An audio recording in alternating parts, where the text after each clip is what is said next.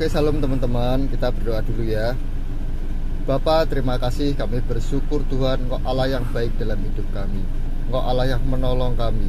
Engkau Tuhan yang memelihara kami. Engkau Tuhan yang melindungi kami. Engkau Tuhan yang memberkati kami. Engkau Tuhan yang menyertai kami. Terima kasih Bapa. Sebentar kami ingin belajar firman-Mu Tuhan.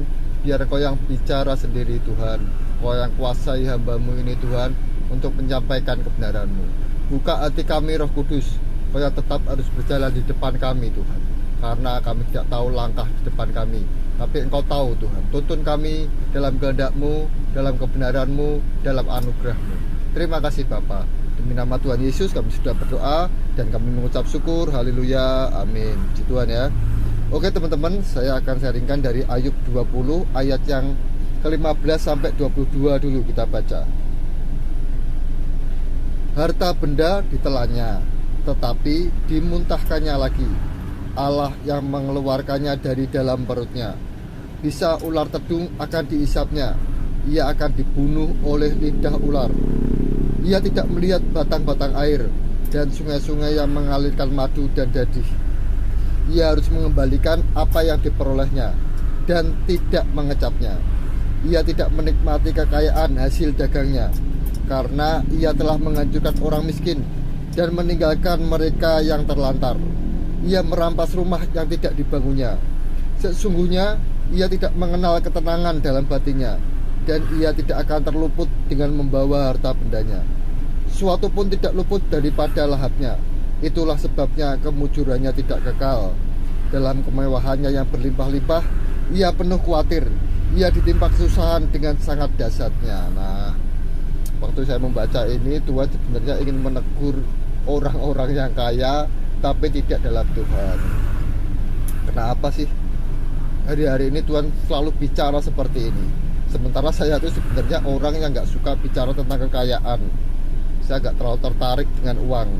Saya juga tidak suka menegur orang kaya, karena ya gak ada kepentingannya. Lagi pula orang kaya itu seringkali kalau ditegur, dia akan berusaha membangun benteng untuk menahan kehendak Tuhan, untuk tidak melakukan kehendak Tuhan dengan berbagai macam alasan. Contohnya sih banyak lah.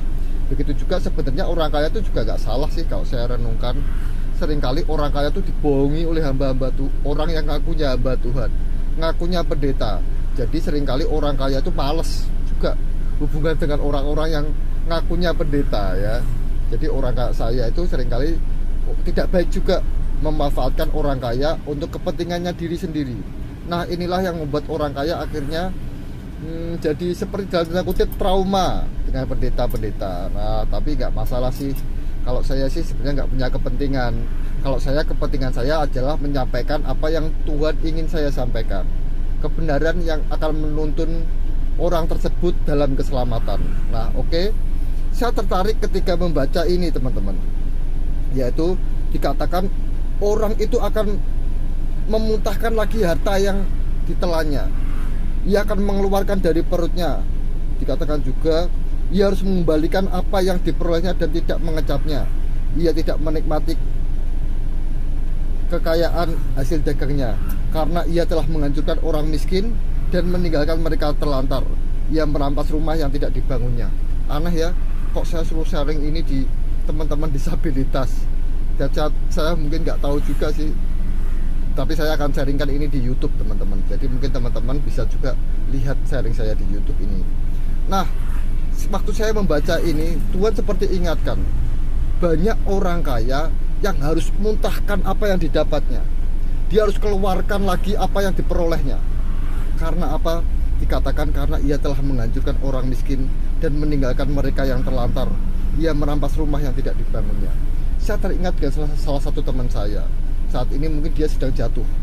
Sebenarnya dalam hati saya ingin ngomong tentang ini. Inilah yang hukum Tuhan yang terjadi.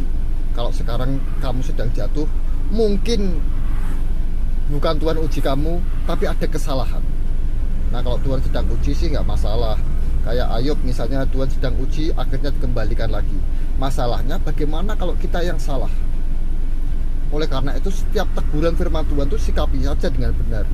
Mungkin memang kita yang salah, Nah, kita introspeksi diri dan kita kembali kepada kebenaran. Dikatakan orang kaya yang menghancurkan orang miskin, yang apatis, yang nggak punya kasih, yang nggak peduli dengan orang miskin, yang mengambil kekayaan dari hal yang tidak baik. Ya, saya punya teman-teman pengusaha, ya seringkali mereka tuh kalau ngomong-ngomong, ah kamu saja sama pegawaimu masih kayak gitu, kamu saja masih macam-macam lah, mengambil keuntungan yang menurut beberapa teman saya ini nggak layak seperti ini. Ya seringkali seperti itu teman-teman. Begitu juga kita. Saya ingat teman saya tadi, seharusnya supaya Tuhan berhenti memuntahkan harta benda dari perutmu gampang. Sekarang inilah saatnya kamu. Jadi begini ya teman-teman, kalau kita punya sesuatu itu bisa kita berikan dengan ikhlas, cuma-cuma dengan hati yang mencintai Tuhan, atau diambil paksa Tuhan. Nah kalau saya sih memilih memberikan aja. Toh semua juga dari Tuhan. Kalau saya sekarang punya HP 2, kalau Tuhan minta 1 saya berikan, daripada saya dipaksa Tuhan. Karena apa? Lebih baik saya berikan dengan hati yang mengasihi daripada dipaksa Tuhan. Sama-sama hilang kok. Beberapa orang kaya berusaha mempertahankan kekayaannya, tapi Tuhan berkata kamu harus muntahkan, kamu harus keluarkan semua yang tidak baik. Nah daripada dipaksa keluar tidak baik, lebih baik kita berikan saja. Nah kalau saya sih saran saya seperti itu. Ini untuk teman-teman semua. Ketika kita melakukan sesuatu yang tidak baik, maka kita harus perbaiki hidup kita.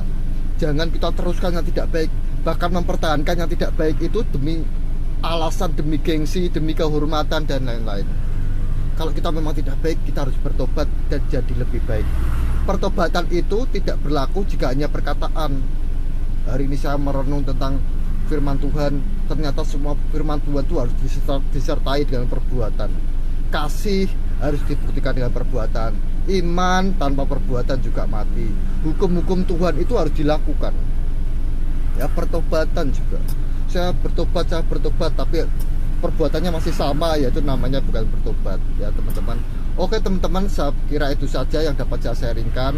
Hari ini saya berdoa secara khusus kepada orang-orang yang mungkin sudah melakukan kesalahan di hadapan Tuhan, yang mungkin hartanya harus dimuntahkan Tuhan. Saya ingin berdoa secara khusus. Mari kita kembali ke Tuhan, berikan apa yang memang sebenarnya itu bukan hak kita. Oke, kita berdoa. Bapa, terima kasih atas anugerah-Mu, atas kasih-Mu, atas firman-Mu hari ini Tuhan. Biarlah itu menjadi teguran bagi kami dan membawa kami kembali kepadamu, hidup dalam kebenaran-Mu Tuhan. Ampuni segala kesalahan kami di masa lalu. Ampuni kami melakukan hal yang tidak baik, mengambil yang tidak baik, tidak memberikan hak-Mu Tuhan. Ampuni kami Bapa. Terima kasih Bapa atas teguran-Mu hari ini. Biarlah kami menjadi anak-anak yang Kau kasihi, yang Kau angkat ketika Engkau datang Tuhan. Terima kasih Bapa. Terima kasih Tuhan Yesus. Terima kasih Roh Kudus yang sudah membuka hati kami. Demi nama Tuhan Yesus kami sudah berdoa dan mengucap syukur. Haleluya. Amin. Salam. Terima kasih teman-teman. Tuhan Yesus berkati.